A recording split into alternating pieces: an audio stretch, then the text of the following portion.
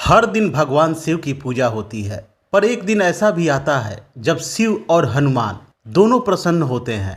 इस दिन को कहते हैं भौम प्रदोष। ये कोई साधारण व्रत नहीं, ये वो तिथि है जब भक्ति का छोटा सा दीपक कृपा के आकाश को रोशन कर देता है। दोस्तों, आज हम सुनेंगे एक ऐसी सच्ची कथा जिससे आपको शिव और हनुमान की असीम कृपा मिल सकती है। दोस्तों, बहुत समय पहले एक छोटा सा गांव था। वहां एक ब्राह्मण रहता था। वह बूढ़ा, निर्धन लेकिन सच्चा शिव भक्त था। हर मंगलवार को वह शिव मंदिर जाकर जल, बेलपत्र और भस्म अर्पित करता था। वह बहुत ही गरीब था, पर उसकी श्रद्धा अमूल्य थी। एक दिन उसे तेज बुखार हो गया। शरीर इतना दुर्बल हो गया कि चलना भी मुश्किल, पर उसका मन मंदिर की ओर जाने का हो रहा था। उसने उठने की कोशिश की, लेकिन वह गिर पड़ा। उसने रोते हुए कहा, हे महादेव, आज मैं जल नहीं चढ़ा पाया, क्या आप मुझसे रुष्ट हो जाएंगे? उसी समय कैलाश पर्वत पर शिव जी ध्यान में थे। उन्होंने अपने त्रिनेत्र से उस ब्राह्मण की पीड़ा को देखी और भोलेनाथ मुस्कुराए और उन्होंने अपने अंश हनुमान जी को आदेश दिया कि जाओ, मेरे उस भक्त की सेवा करो। अगले ही क्षण हनुमान जी उस ब्राह्मण के घर पहुंचे। वो वानर रूप में थे,